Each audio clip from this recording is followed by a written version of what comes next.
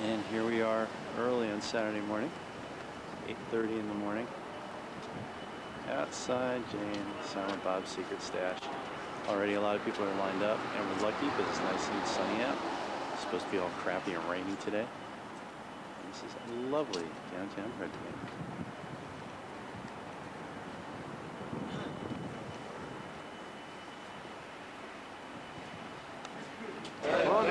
This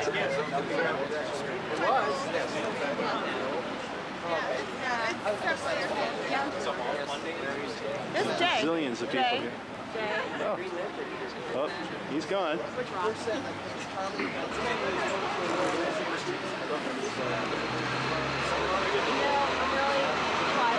What?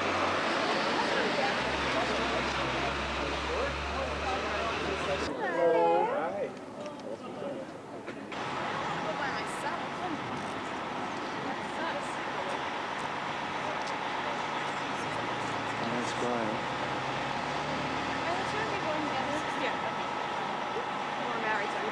So that's more of the people hanging out still outside of the stash. That's group one. They get to hang out in the stash while we're out. Just across the street from Jack's Music Shop. Look at that. Amazing. And there's the Starbucks, because every town has a Starbucks.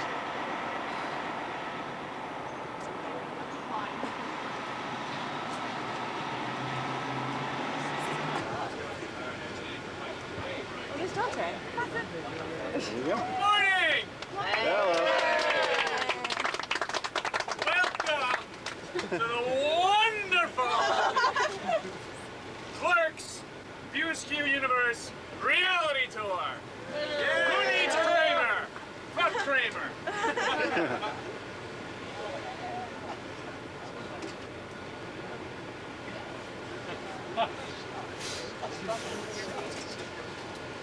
Now, I don't care what they say about New Jersey bus drivers. They're the best drivers in the world, huh? Yeah. At least for today.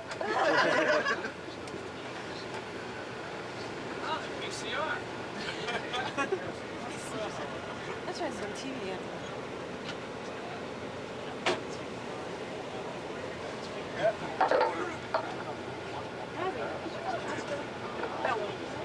Well, for those that don't know me, raise your hand.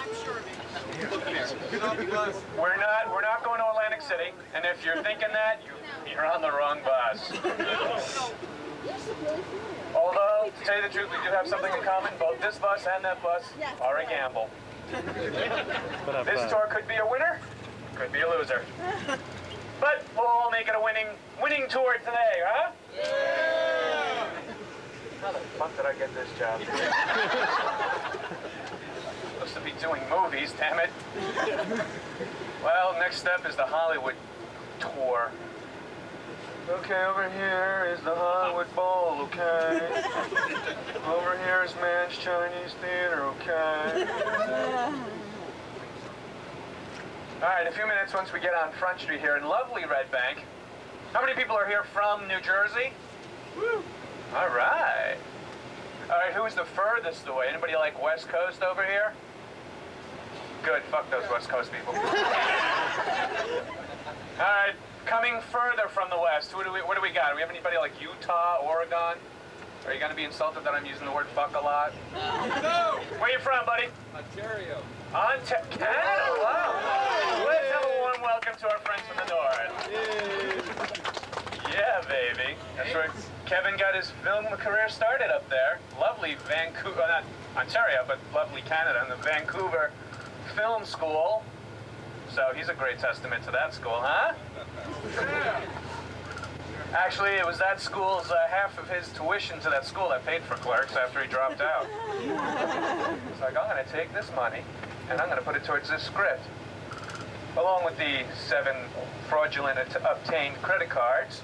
A little nor'easter that flooded the Atlantic Highlands, which is the lowland of the coast over here. The coast, like this is like some type of holiday spot. he had 2 cars up on cinder blocks that got flooded into like the whole town. They got washed away literally out into the ocean. And the good old FEMA, Federal Emergency Management Association, or whatever the hell it's called, gave him a wonderful check for I think about $3 grand. So that also went to Clerks. Thus started the wonderful career of his film career, whatever. We had just passed the hospital back there. That's where Kevin was born. Yeah.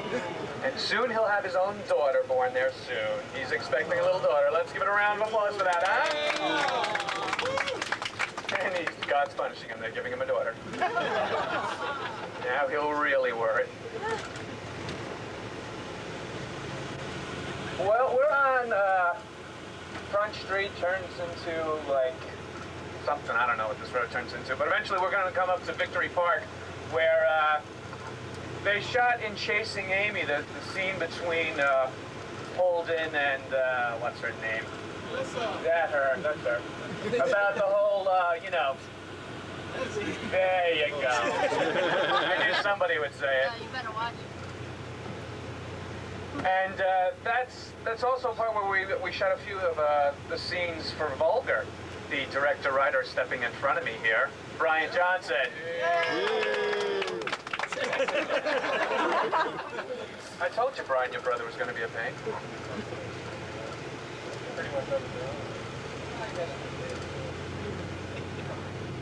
Anyway, Vulgar, hopefully, they're literally finishing up the sound work on it now. It looks incredible. It's dark as hell, but it looks really, really incredible. Scott Mosher himself is working on it yesterday, and he showed me some scenes from it. It looks very disturbing.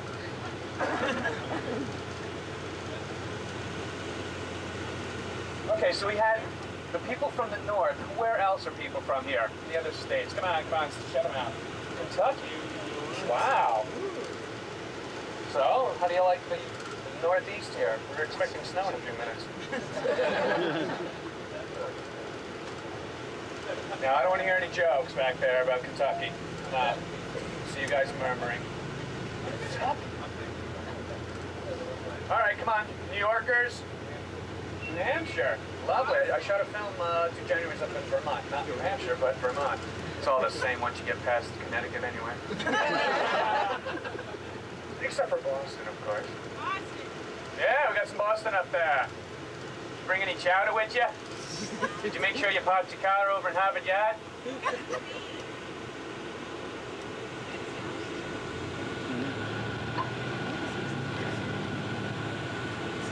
We're passing through Fairhaven, folks, where I think you have to show your federal tax return to see if you can qualify to live in this town. They're extremely snooty. And wait until they find out that we shot in their wonderful little town a very vulgar film, literally.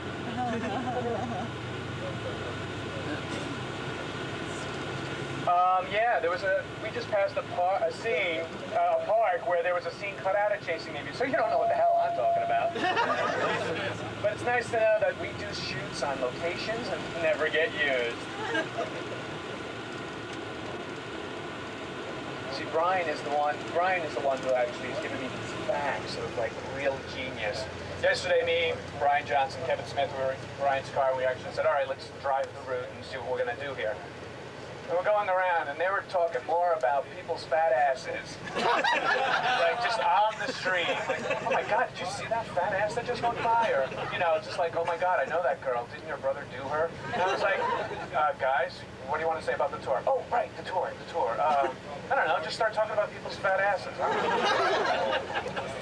was like, all right, Kev, that'll last for like 5 minutes until anybody who's on the bus starts going, hey, stop making fun of me. The next thing I know, I'm being mobbed. Yeah. By the way, there's 5 people who missed the bus tonight, this first ride, so let's give a round of applause for those suckers. Brian's like, what do you think I should do? Should I wait 5 minutes? I'm like, wait. How many people are on the bus? Like about 50-something? We're waiting for 5? Dude, you tell them literally, you missed the bus. Maybe you on the next bus ride. Don't worry about it. So relax. Sure.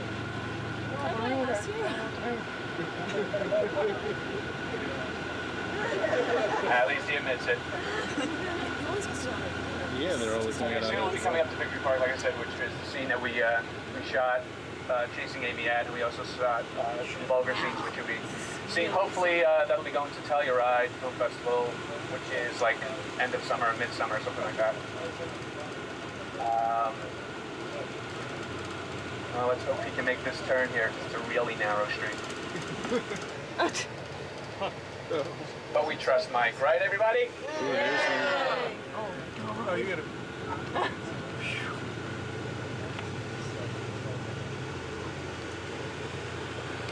Yeah, we're gonna be disembarking. Yeah.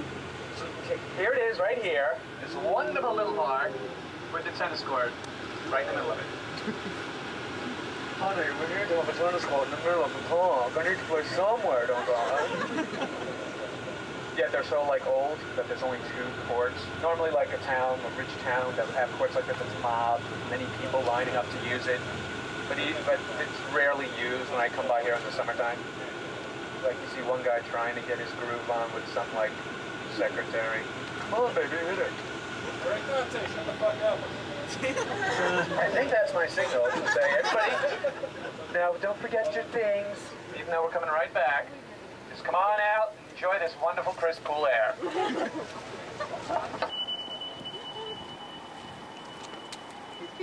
was just telling Brian that he's going, oh wow, you're hit.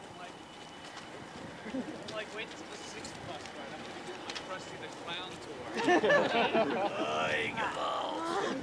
All right, you fucking kids, this is the tour. We're gonna see this, this, this, and this. Enjoy the ride. Everybody got a light? Brian Johnson, come here. Why don't you give the fine folks here a little snippet into vulgar real quick? The synopsis, just real briefly, like within like 5 seconds. Speak up. Dad and 2 sons, rape bride. It's funny. A young guy who does like party clowning for like kids' parties and stuff, but he ain't cutting it. He ain't making the money and stuff. So because his mother's in a nursing home, the nursing home's getting on him to pay the bills and stuff. So he gets his brainchild to become this party clown for like bachelor parties and stuff, where he dresses up pretty much in drag and fishnet stockings and all this. And it's like a gag gift that you know, a stag party would give to the groom, saying, all right, we're going to bring in the stripper now, and it's this guy, the clown, dressed, you know. So he gets the idea, he calls himself vulgar, puts an ad in the paper, he gets a response to the ad. He gets to this really seedy part of town, to his first gig, and he knocks on the door. As soon as he walks in the door, he's belted like with a bottle and stuff. He pretty much gets raped, okay, by a father and 2 sons, no less. A plumbing company, no less. Twisted mind. I literally had to put down the script when I first read it. And everybody who I talked to did the same thing, like, because the first cut of it was extremely graphic. Anyway, to save that whole thing, after that, he totally loses his mind. I flip out, I trash my rooming house room, and eventually what happens is I have one more gig. It's the next day, and so I get dressed and get ready to go over to it. And it's this party that's a little girl's birthday party, but the despondent father who is in the fight of a divorce decides to take the kid hostage. So there's a hostage situation going on with SWAT team and everything. I pretty much break through the secured perimeter because New Jersey cops are just so good. And I'm able to get into the back door and literally come in like the work shed. If anybody saw Evil Dead, you'll know that line, work shed. I go to the work shed, get myself a sledgehammer pretty much, climb in through the window and through the house, and I see the guy at the front door with the girl, and I rush him out the door, become a national hero. It's caught on film. The media takes Flappy the Clown and makes him a big hero. A year later goes by, he's extremely successful. He gets a phone call at his mansion, pretty much going, hey, fuckface, remember me? And it's the guy and his son's trying to blackmail me with this videotape. They said they videotaped the whole thing. So anyway, so me and the young Brian Johnson, who plays my best friend, Sid, we decided to have a plan to take over, to get these guys killed or whatnot. And at the end, I'm not going to tell you what happens at the end, but a plan happens. Needless to say, we did a party scene here for still shots, where we used that. We had like 12 kids, and we used that as like the party tent or whatever. And then there's a classic shot. There's a bathroom right behind this basketball thing. And it was hysterical. Brian said, I got it. Why don't you pretend you're in the bathroom and these kids are opening the door laughing at you, pointing at me, going, ah, ha, ha, look at him, he's taking a piss. And I was like, you are so twisted. Needless to say, this is the park we shot it in. Those were the swings where Holden and Alyssa had the speech. Come on closer. About fisting and all the lovely other topics. How old are you, son? 23, Father. Huh? 23. 23? That's what I thought. Buy me a beer later on, right? All right. And this is wonderful Rumson on the other side of the Navasink River. Is this, Bri? Bri? You still with us? Anyway, I think it's the river. Navasink River. So right across there, we have Geraldo, Maury Povish's mansion. John Bon Jovi just remodeled his beautiful fat pad. He actually donated a song when there was going to be a soundtrack to Chasing Amy, which never happened. And then he, like Indian Giver, took it right back from us. Glad you have that all on tape. Anyway, because his solo album was coming out and it did so well that he needed the song. Needless to say, history spoke for the rest of it. So this is the wonderful park that they shot these wonderful scenes in the beautiful, rich area of Fairhaven. And Rumson is across, actually that way. I believe that is Navasink area. But it's also a wonderful area. Bruce Springsteen doesn't live far from here, and all those great Jersey celebrities. So, this is the park. That's all I got to say about this. Any questions? Good. Back on the bus. We have two more off stops. Or get off. One way or another, get off.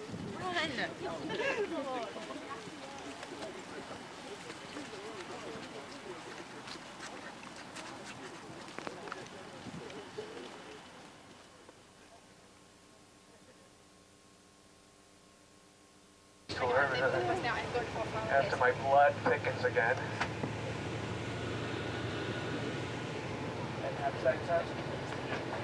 Okay, the next stop we're going to be going to is the exterior of Dante's house. Oh, yeah? Really? Oh, that's fine. The actual, while we're on our way, it's about a 5-minute drive. Did you say anything else? While we're on the way, No, the he's not very interior happy of to actually talk to me. the Dante house was when I lived in wonderful New Brunswick, New Jersey, home of Rutgers University. When I lived there with a whole bunch of roommates and stuff, we rented a house and I guess it's pretty good. utterly trashed Really, it. he's just hanging out. And I found out that later on, after we moved out and we moved all the furniture, that I like took like 4 things that were the landlord's, like the dining room table, a couple of desks. I thought my roommates just abandoned them, and I was just like, ah, cool, score. Okay, look at And then later on, I found out that, oh, dude, that was the landlord's. It was like, not anymore. Anyway, while we were there, we went up to New Brunswick to film that. We were up there for about, I'd say, a couple of hours of filming. And Kim Flanagan, if you got, is that her name? No. What's Kim's last name? Loughlin, excuse me, that's Walt Flanagan. They're not married, don't worry. Kim Loughlin had a dog, Haiku. That was the dog in the beginning who was sleeping on my clothes and eventually started drinking out of the toilet and all that, which was totally improv on his part. I was like, great call, excellent. I like your choices. Anyway, while we were filming that, while we were in between different takes, I think from the bedroom scene, which that actually was the condition of my room, I literally did just throw my clothes around. You know, you're guys living all in one house. Who do you have to impress? Plus, it's not like I was getting paid. But enough of that. Anyway, while we were filming and Haiku was getting real stage fright, he decided to evacuate his glands, so to speak. He decided to take this huge steaming dump in the middle of my living room on the lovely landlord's rug. And I was like, what the fuck? What are you doing? Am I your stupid dog? So you thought the humiliation would be over and stuff. I was like, get the fucking dog out of my house. Time to the back of the fence or something. And then we were all done with the scene and I'm ready to leave. I pick up my jacket and it was fucking soaked with his piss. Like, what does this dog have against me? I mean, doesn't anybody walk these animals? I'm calling the ASPCA here. So the interior of, see, it was funny because there was different interiors, like the actual house that we're going to, Ed Hapsack, who actually was the long-haired Gatorade drinking hockey player. Sanford, there you go. Good thing I got you along, buddy. Because I'm last night I'm thinking, oh God, we're gonna watch the film to start remembering character names again. I didn't have time, so I was like, somebody will be like a trivia mania. I'll be like, all right, who knows the most about the trivia? I do. Good, you're giving the tour here. Sanford, this is his house that we're going to. The kitchen part where I actually mix the chocolate milk into the cow's or pig's head, drink out of the pig's head in the beginning. That's the kitchen part is his house that we're going to. But the bathroom and the bedroom was done in my place up in New Brunswick. And I never even knew why we did that. I think it was afterwards that they figured, you know what, we have to have a morning kitchen breakfast thing scene, so let's do it down here. Because it was an afterthought. But the house is still owned by Ed's parents, which I don't think they've been informed that there'll be 6 buses all day stopping by his house. They'll be thinking like, Ed, were you busted or something? Honey, what's going on in there?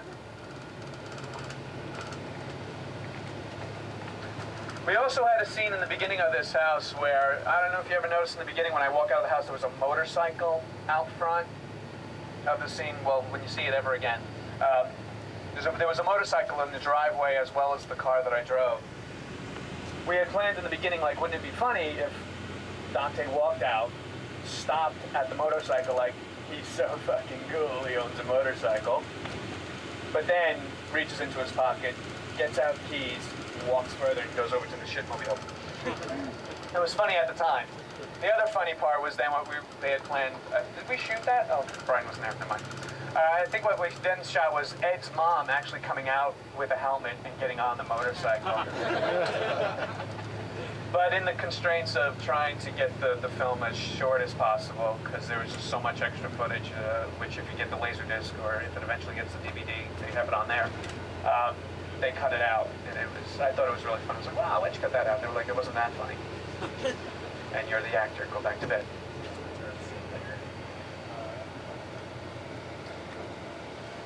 Now we're driving through the wonderful Navesink area. We had crossed the Navesink Bridge. It's a Navesink here. And houses here this is pretty much a middle class, upper class neighborhood. And was this the famous red store where you bought drinks before? This was part of the tour that we did yesterday. We're like, in this red store, which you'll see on the right side here, we're like, I bought drinks here before, and Tim Barai's like, didn't you fuck so-and-so who used to work here? And Kev's like, yeah. I'm like, I'm telling you, Kev, this is the tour to tell. Because then they would be passing people's house like, isn't that Jimmy the Cripple's house? Wasn't that fucked up? What happened to him? And they're like, they'll be laughing, but they won't know what the hell you're talking about. But yeah, but it's a funny topic, Jimmy the Cripple.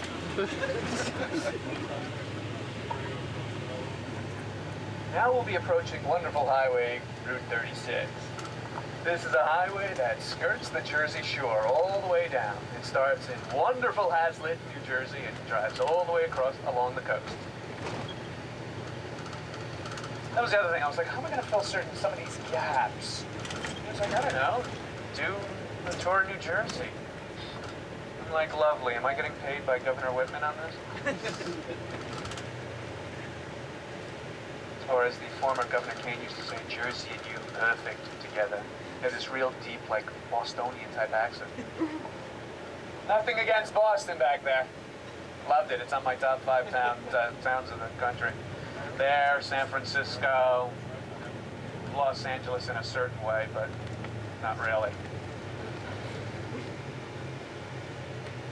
We're actually going to, also, like about a week ago, a friend of mine owns a roofing business, and he was stuck for people, and I wasn't doing something a couple of days, and he was like, I need help roofing. Have you done roofing before? Which I have. I've done some handiwork in my day. I was like, all right. So there's like a house down here. I'm like, oh my God, when we were passing it yesterday, I'm like, I just roofed that house like last week or the week before. He's like, really? I'm like, work slow. What do you want me to do? I got bills to pay. I'd work at Blockbuster, but come on. By the way, Mrs. Topper, the owner of the Quick Stop, which we'll eventually get to, she is taking applications. She's looking for a morning person and an evening person. So if you want to really fulfill your life playing Rolla Dante, now's your opportunity. I mean, everybody here, if you only just did a week for 1 year, that would cover her whole schedule. There's 52 weeks right there.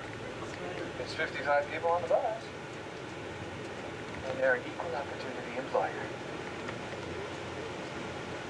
Well, we're going to have a close-up look at this Thunderbird. Hold on 1 second.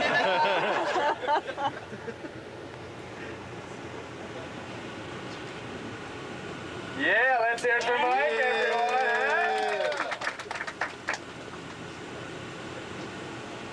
Here it is, folks, on the right.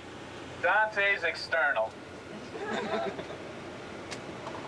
Also, the wonderful home of the Hatstacks. Everybody wave! Hi, Miss Hatstack!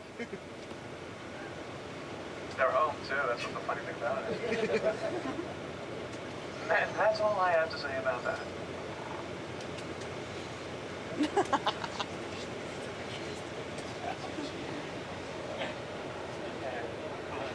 This is just like so funny. You guys are gonna get back with your film, and it's gonna be like big glares of glass. I suggest using a slower aperture, or whatever that thing is, and no flash. Especially on a lovely day like today. Why don't you go and ring the bell and get the half-stacks out, huh? There's that Johnson kid. He stole his money. Get up! All right, we're gonna roll, folks. So you can, yeah, really. Yeah, exactly.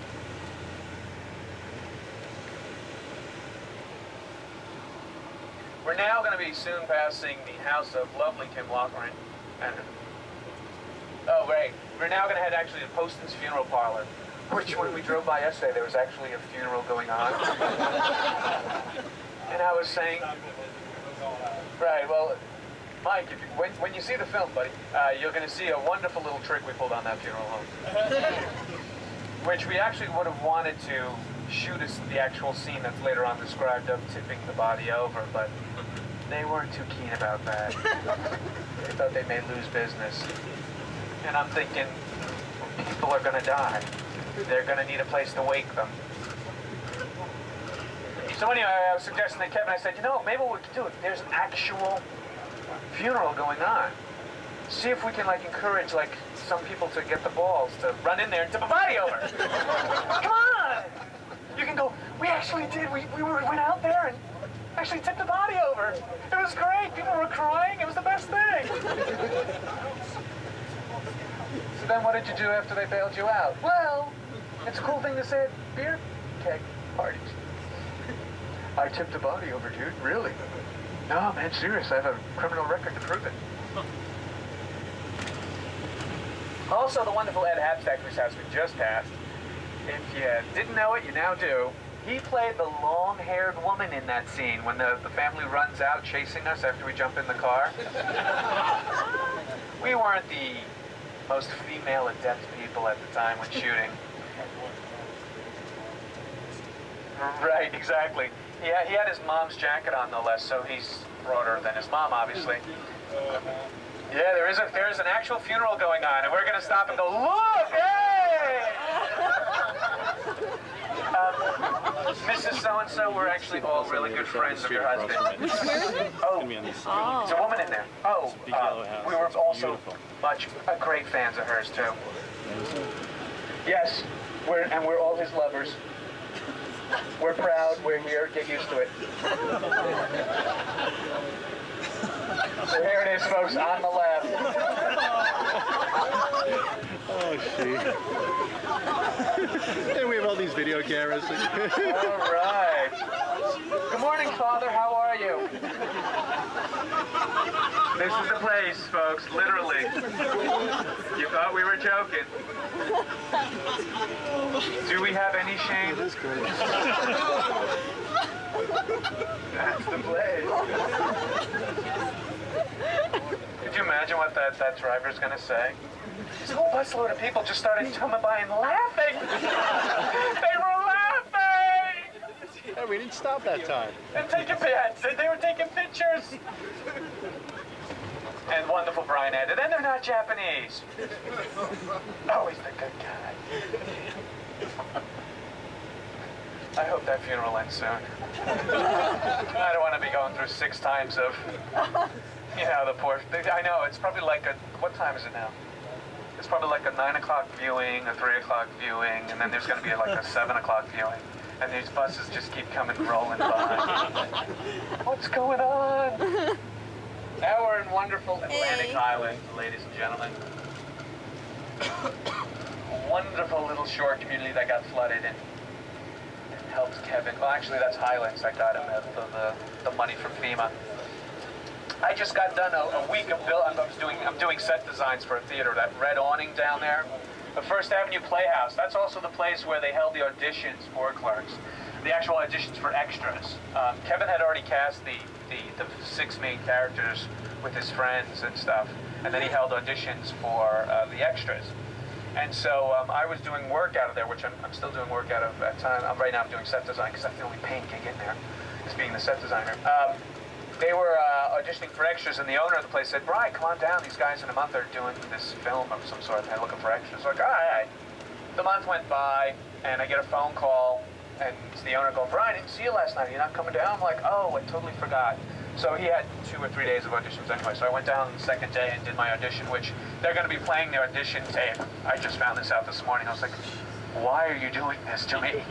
To Kevin. He's like, well, you reminded of me yesterday. I was like, oh, I've grown since then. Anyway, they had auditioned for extras, and I auditioned as an extra originally. He had already cast the role with, what's Ernie's last name? Ernie O'Donnell, who eventually ended up playing the muscle guy, who was telling me I was out of shape in Clerks. He was supposed to be he was the man who would be Dante, but he never kept in touch with Kevin afterwards. So Kevin had cast me because he had really enjoyed my audition. Because I played I did an audition where I played an evil character, Mr. Road from Wait Until Dark. Just recently on Broadway, Quentin Tarantino played the part. So he said, oh, if this guy can do an evil killer, I'm sure he can play a sappy clerk. Now, I had no idea what the script was about, what it was even called and everything, so he then eventually gave me sides to the screenplay and had me read little sections of it. And he was like, what do you think? I was like, oh, it's pretty funny. The other guy is really funny, but it's pretty cool. I was like, so who is he in the film? He was like, oh, well, he's the clerk. I'm like, no, really, quit pulling my dick, really, who is he? He's like, no, he's the clerk. Do you want to do it? I was like, yeah, definitely want to do it. And so that night I took the script home and read it and literally laughed my ass off. Until I got to the ending, the original ending, where I get shot and killed. In which I was totally just hated it. I was like, I don't want to do that. There it is. No, definitely not. Well, here we are, the wonderful world of the Quick Stop Groceries and RST Video. We're going to be disembarking here, so Mrs. Topper will most likely be behind the counter, so give her all your greatest courtesies. Buy yourself a bottle of Gatorade or Yoo-Hoo or any of the wonderful other props. And I'm sure if you search the shelves towards the back of anything, I'm sure there's food still there from the actual filming.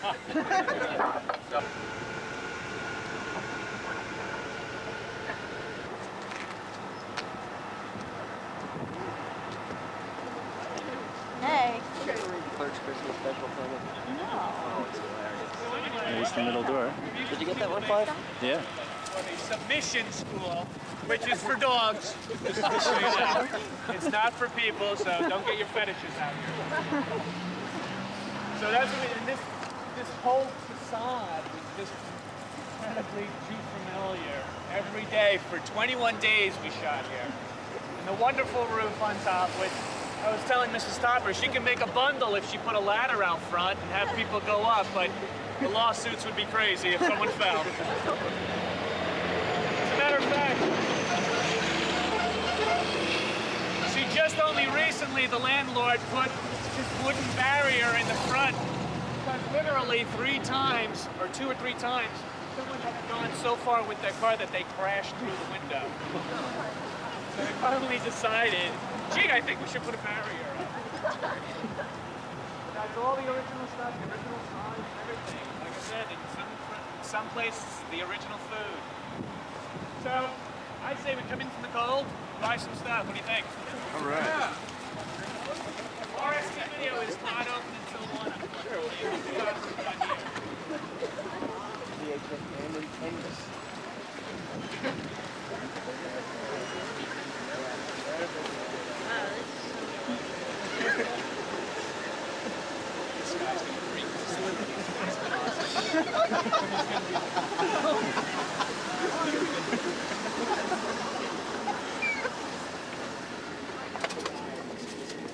Wow, they got rid of the newsstand. Hey, tubby bitch.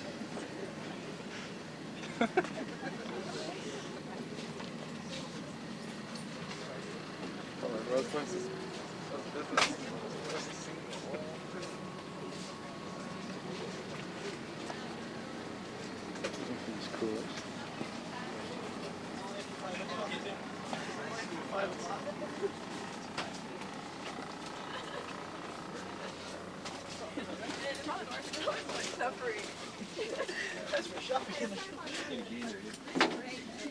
Something appropriate about that.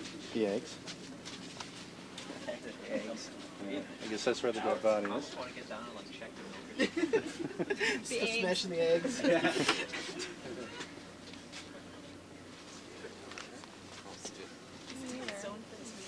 Probably. Probably pretty me. warm though. Here, just,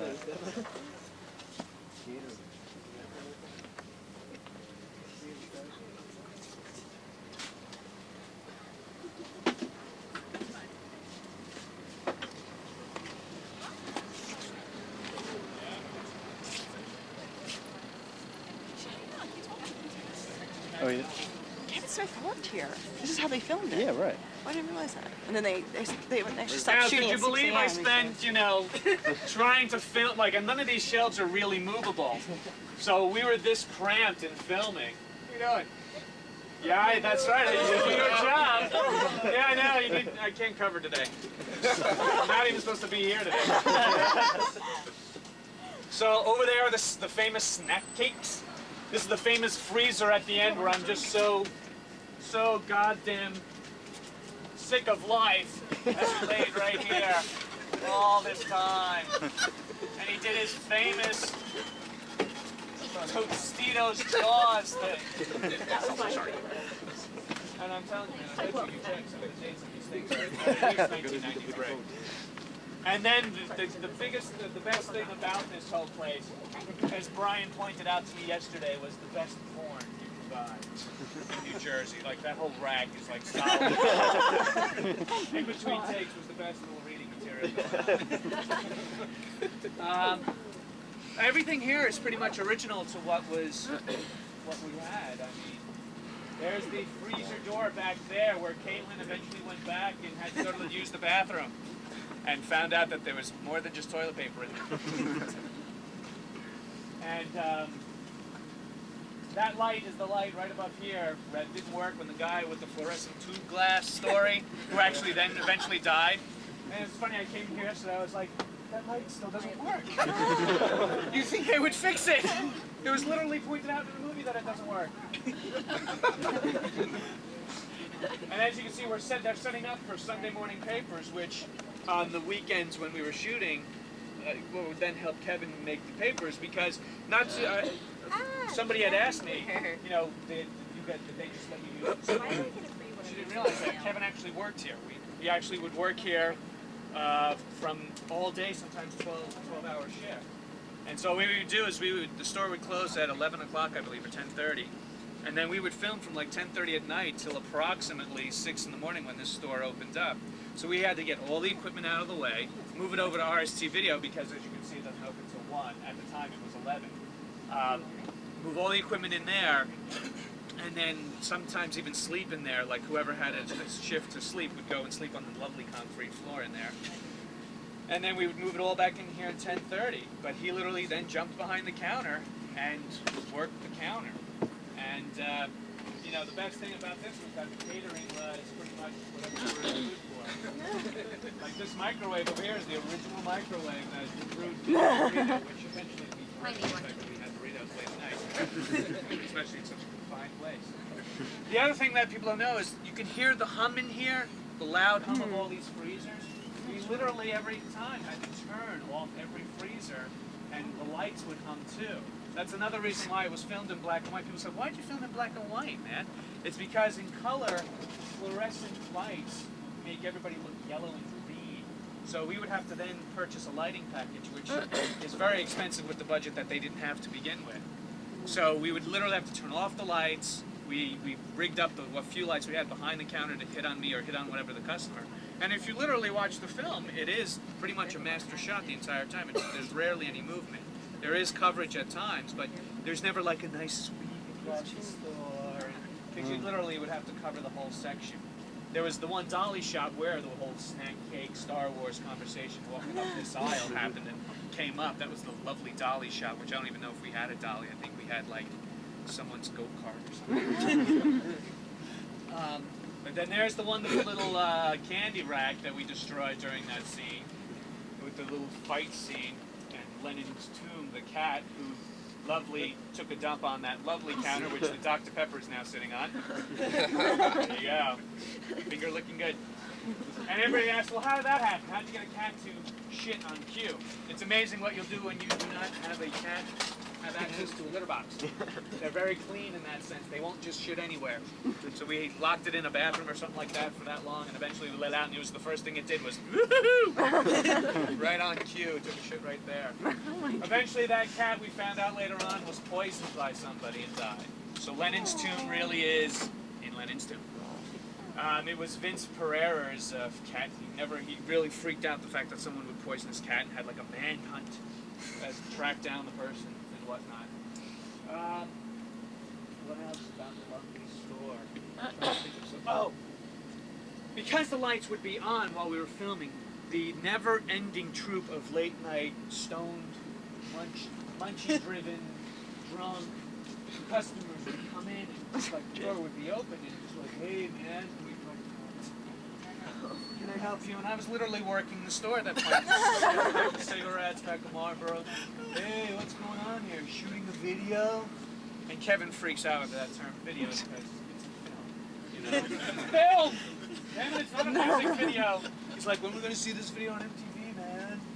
So this one guy would come in, never ending, non-stop, like on cue every night. We finally went, can we have someone outside so when what's the name comes to buy cigarettes, someone can stop him? And it was just bizarre being here late at night. I mean, cops would come by going, and eventually they got the cue that we were shooting something. But it was weird. When we first started shooting, we had about maybe 25 to 30 people helping us, you know, film. And then they realized what film is really like, which stop, cut, set up again, move around, stop, cut, do it again. They found out the repetition and slow-ass movement of the film.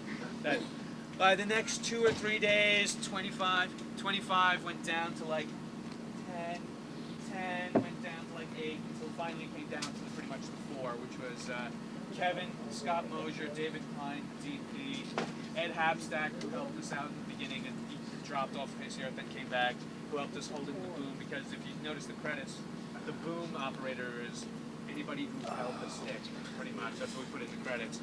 And then myself and Jeff, of course, in the counter, and then the various customers. And that was pretty much it. 3 guys working the actual filming of it, and the rest was just whoever was in the cast. And pretty much that's all we had room in here to do. But it was funny that it would start out to be a huge, huge amount of people, and then down to nobody. So that's the little quick stop, little tour of the store. Unfortunately, like we said, the video store is closed. kind of like in the film, so you're getting a piece of the frustration of those customers. So, take your final selections up to the register for purchase, and we'll they'll be getting back on the bus. I am. No, I was gonna walk.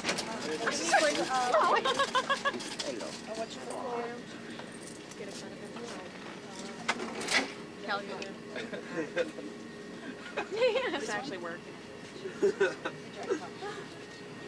When it's not. It was funny, we were in here yesterday, and see if Kevin was it's like, like oh, we have a register that used to be here. And it broke, but they still have it at like the other store or something that they own. So Kevin wants to purchase the register.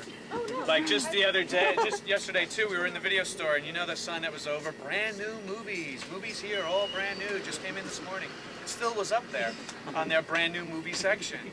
So Kevin's like, I'm taking that. So now when you get to the new store, you'll see his videotape section towards the back of the store has the new brand new movies poster up to it. And we asked the girl behind the counter, she's like, yeah, people a lot of people come here on their own personal little tour going, oh my God. And it's funny, Mrs. Topper saying, you know them immediately because they're the first one going, and if you look at the place, it's not a place you come in to go, wow. But the girl said she was offered $25 for that poster. And so Kevin's like, here, and he gave her money for the poster. So I was like, you were good for not, because she denied it. And she's like, no, don't. And some guy's like, well, just tell them I'll run in here and rip it off, off the wall. And no one ever did, thank God. But so it's now in Kevin's store. He's also thinking about purchasing the RST Video actual sign out front and replacing it with a new one for them. Want to sell cigarettes to a 4-year-old? Yeah, really. No more. That was actually, I forget whose cousin. That was Vince's niece or nephew. Alrighty. Anybody need a pack of cigarettes anyway? That's why we changed it to cigarettes after that whole cigarette guy tirade. To actually use a name brand would have been a huge lawsuit. So that's why when people came in, they just said pack of cigarettes. Because everybody's like, well, what brand was it?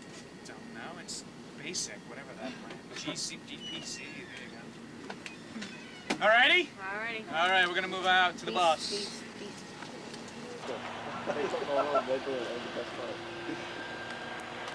Hey, I'm not complimenting, you know what I mean? Hey, Johnson! I clicked and like nothing happened.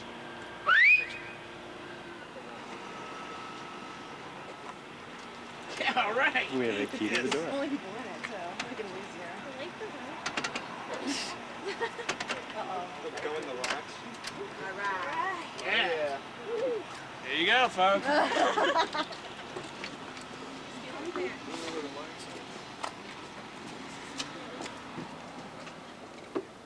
This is the lovely video store. No lights on. No idea where the lights are. Okay, where is it? Right here. Right here. You call him. Okay, here you go. Thanks. I know, right? This is gonna be scary. What's the cost?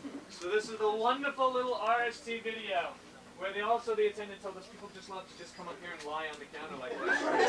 Watch video. Hell yeah, You can see this store is pretty much, I mean, it's funny because not that many people come here to rent because of Blockbuster and all that, yet the latest tapes are always available because barely anybody gets here to rent. But it's kind of, but what this has that Blockbuster's done is like this huge, see all these A's? I need to get it. That's adult. And you notice it's the closest thing, so you know what this neighborhood buys the most here of. It's the adult section, which is a little room door right there in the middle, with a lovely little, I think, Fievel saying "Welcome to my porn room" or something. Oh no, Alvin, excuse me. Welcome to the RST Video Porn Room. Please close the door. Once inside, all titles are 2 for $2.65. Feel free to browse. Ask about our adult titles for sale. Remember, porn is cool. Must be 18 to enjoy an adult title. Bring box to counter. And then I just found out yesterday that there has been many a shagging in that room during off hours. So, and it's funny because a movie collector would have a field day in this place because there are some titles here that are just out of print now that you just can't find anymore. Here, let some people who are outside in move in a little more and we'll shuffle in more. I don't know. We don't know that either. Because I asked that to Kevin and he's like, I have no idea what that is. Someone pressed it out. I mean, it's injection molded. So literally, someone made a mold of this. In some type of shop class. But it's so funny that this whole place does the best business in adult because no one else does adult video. All right, we're gonna go now. I've been given the wrap it up on this one. And if you notice, they sell so many of the lovely video appliances to the point where the plastic covering them is yellowing. So we literally slept on this lovely concrete floor in between days at times because I didn't feel like driving all the way back up to New Brunswick at times. Right. My battery's dead. And like Simpsonian type of stuff, you know. I heard that he gave me the synopsis of the first couple episodes. There's some pretty hysterical stuff. I mean, so I don't think you'll be disappointed that much. I mean, it would be nice to have been on like Comedy Central and be able to say "mother bleep" and "goddamn bleep," you know. But this is ABC. Plus, also, you know, Miramax owns the rights to Clerks, and so thus Miramax is owned by Disney, and Disney owns ABC. So that's how that chain of command pretty much went. Even though UPN had committed for like a lot more episodes to begin with, but they're UPN.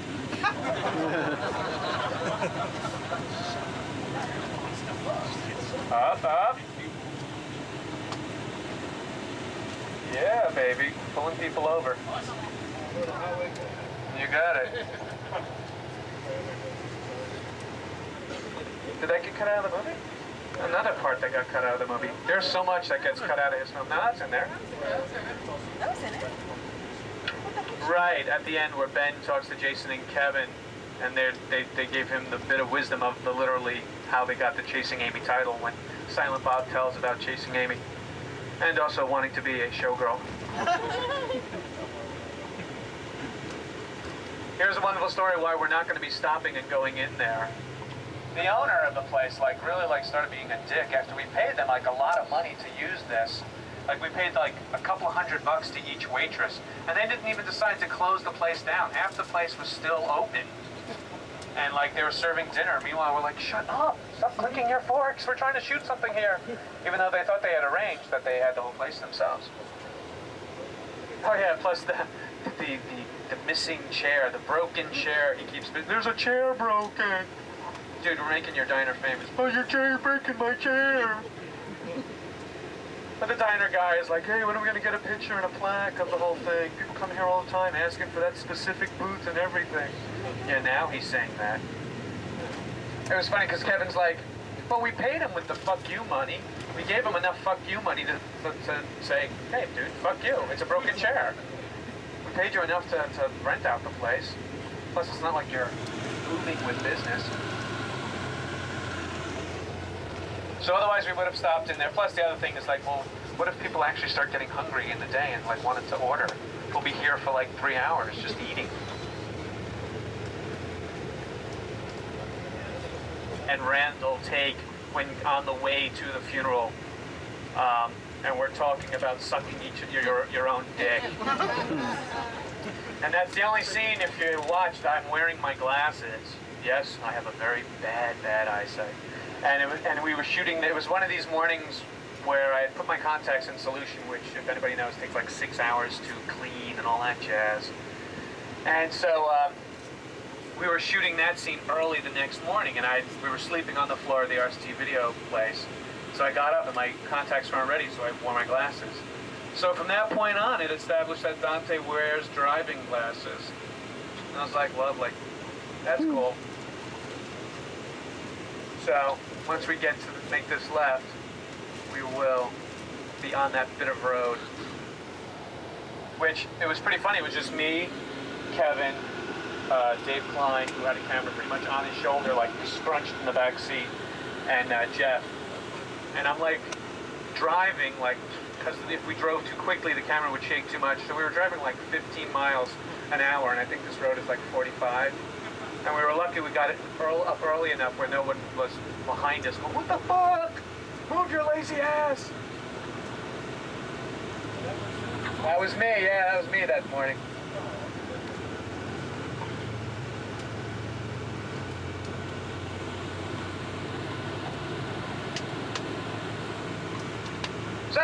Any questions? We're going to open this up now to a Q&A because after this part of it, it's just straight back to Red Bank. Is there any Clerks too? Is there going to be a Clerks too? They are in discussion. But it's wait and see how Dogma does. But then, huh? Can you have you? Brian's being a comedian. He's like, he's thinking somebody's going to go, "Got my money back. This tour sucked." I was telling Brian, I was like, "Hey man, what's gonna happen?" I told him, man, it's gonna be the Krusty the Clown tour after the sixth tour. I was like, "All right, you fucking kids. These are the places we're going. Enjoy." Who's got a bottle of scotch?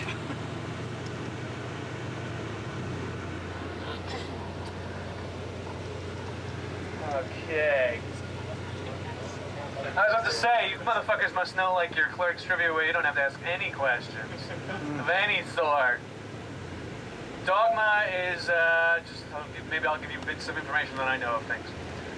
Dogma is going to be submitted to Cannes Film Festival in competition, so that's what they're waiting for then, and that comes up next month.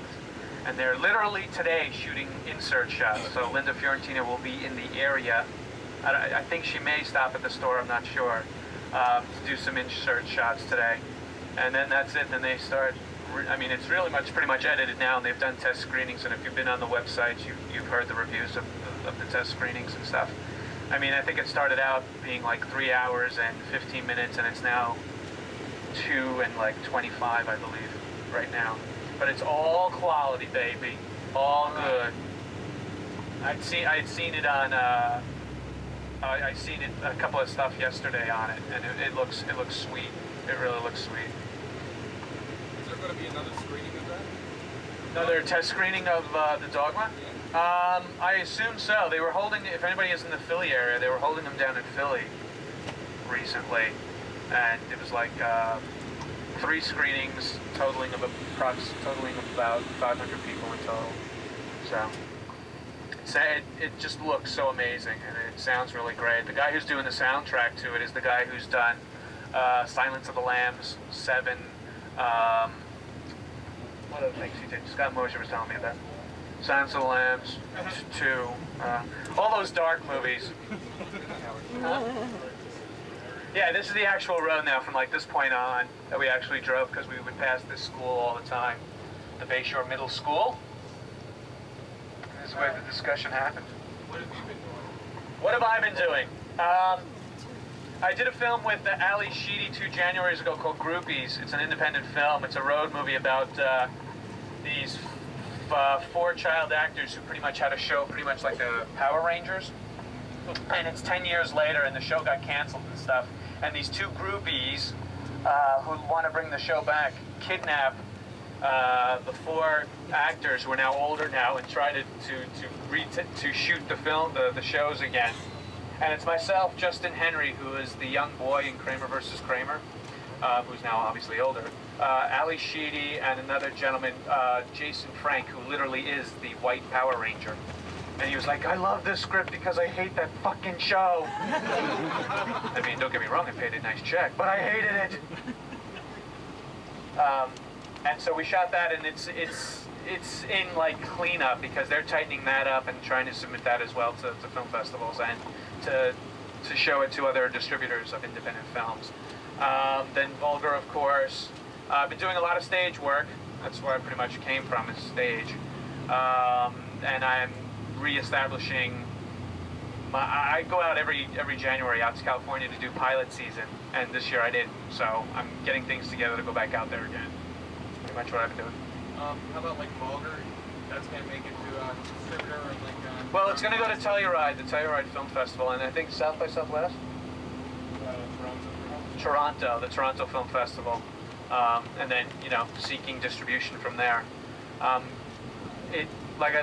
that's another thing I saw yesterday. The bits I saw yesterday, it looks great, and Scott Mosier is working on it, and it's been Brian actually has been really patient, because I mean we shot it last summer, and it's just Scott says it needs time, it needs some cleanup work with here and there, and he wants to get the right person to compose music to it and everything.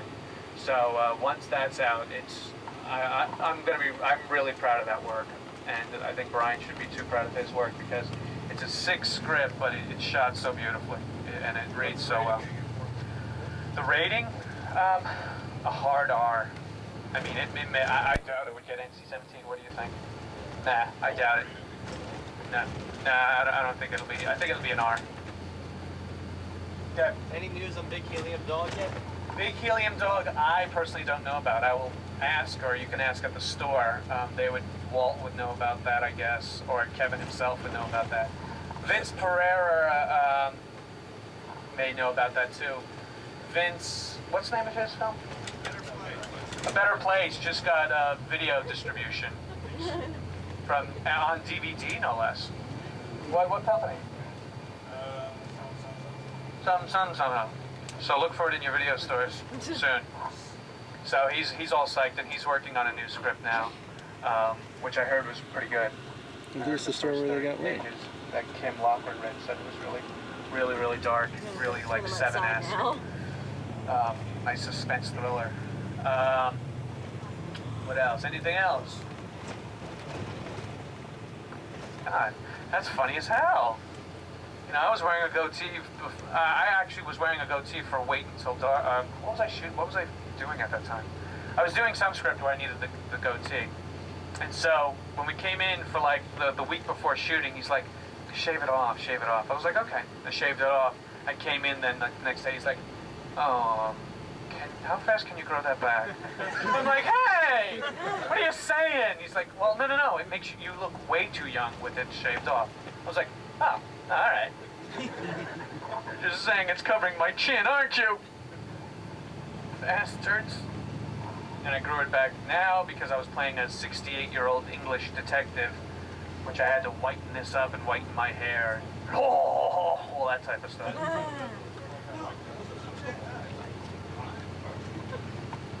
The tour gets Mike the driver's approval, everyone. Easy to drive. Mike, we're going to have that on the website with the reviews of the tour. Bus driver says, excellent steering capacity. You had a question? Okay, if they did make the toy adult-oriented, what would you want it to look like? What does adult-oriented mean there? I'm getting confused. Just how, Is that like they Anatomy did, like... Like a Boogie Nights toy? What the fuck? No, like they put a meat bag with Jay or... Oh, I see what you're saying. Okay, and now I see what you're saying. Gee, what would I have them do? I don't know. A porn mag in my hand. Who knows? The dog of shit that Haiku left in my apartment! That dog died, you know? I gotta ask him that. Whatever happened to that damn dog? Haiku. Oh, how cute. Here's a fucking haiku about your dog. Your dog. It's shit on my house. I don't even know how to do it. I don't even know what the meter is. It's like 575, but whatever the fuck it is. Your dog. It sucks. I hope it dies. I mean, just the poor animals. It's funny. How dare they put that little release in the film? No animals were harmed during this filming. Yeah, but what about my rug? What about my damn jacket? Yeah, exactly. I was being held back. Any other questions? Looking forward to Dogma? Yeah. You damn well better be. Nah, seriously, this should be really, really good. And I think what Bob Weinstein and Harvey Weinstein are going to love is that the fact that the Catholic Church is going to go absolutely nuts and protest this out the ass, and which means it's going to have free publicity, and that's the best thing he loves. I have to pay for nothing. Please don't send that over to him if anybody has that on videotape.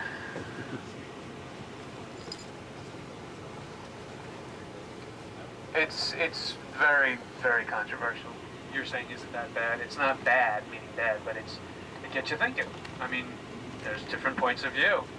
No, think? Catholic Church wants you to think? I'm gonna lose my Altar Boy of the Year award. I do have 3 of them, don't you laugh. The public school end of things, too. That's how my Catholic Church did it. They were the Altar Boys who were part of the schooling in the Catholic school, and then there were the public school Altar Boys. Yeah, the CCD kids. Oh, there they go. Get your groove on, buddy.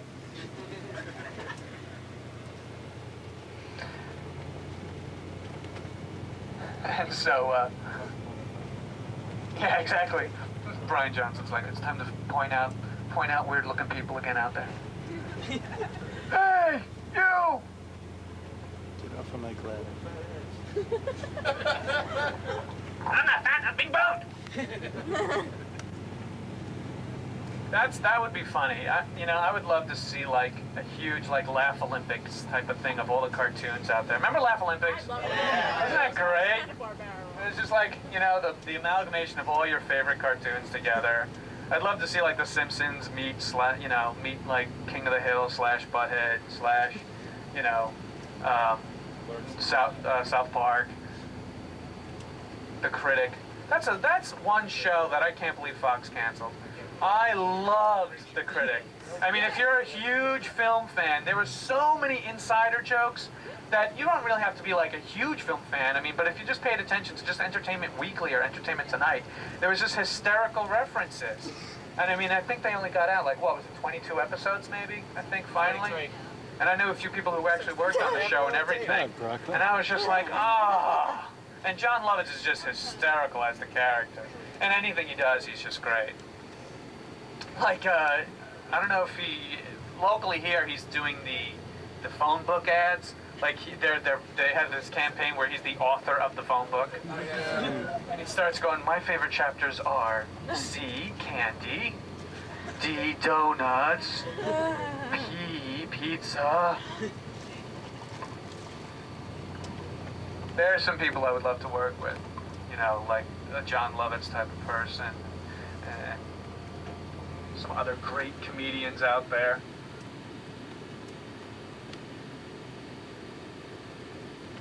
Any other questions or any other comments? How'd you like the tour? It's all right. Oh, it's fun. I want to see like P, donuts, P, pizza. There are some people I would love to work with, like a John Lovitz type of person, and some other great comedians out there.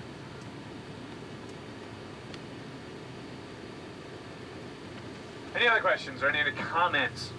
How'd you like the tour? It's all right. Oh, it's fun. Cool. Broken through. I'm ready for Universal Studios. And over here, Jaws is gonna pop out of its mouth. This Jaws was in the film called Mallrats. Where T.S. wanted to marry. 5 months ago. So Caitlin did marry Randall. And if you watch it closely, when she goes to the bathroom after and he's watching the store for me and I'm pretty much out getting dressed for the date, he's looking at her ass hard. He was just like, Little did I know it was actually really going on. Did they know each other? No, they didn't know each other previously either, so Kevin not only put them in films, but introduced them to their loves of their lives. And now they both hate Kevin. Thank you, Brian. And then it's so funny, too, because I was in Kevin's office yesterday, and Marilyn Gigliotti, who played Veronica, just so happened to call at the same time. So what a coinkydink, huh? She's out in L.A. as well. She's working on a couple of independent films out there, too.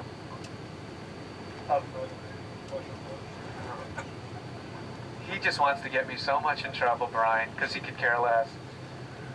What's this? Bacon for No, it's not. Shut up. Turn that camera off and maybe I'll talk. Clark's was printed. I mean, he was pointing these out yesterday, and I was just like, uh-huh. Yeah, you made photocopies there. This is where I bought my condoms. Thanks, Kev. You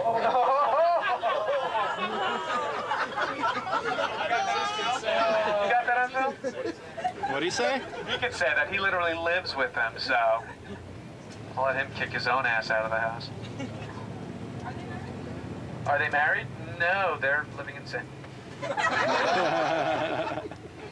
As my mother would say. Well, let me say it the way she would say it. They're living in sin.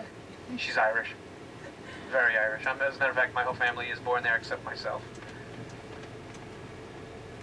I have 2 older brothers, which made me what I was. Oh man, is someone comping our parking spot?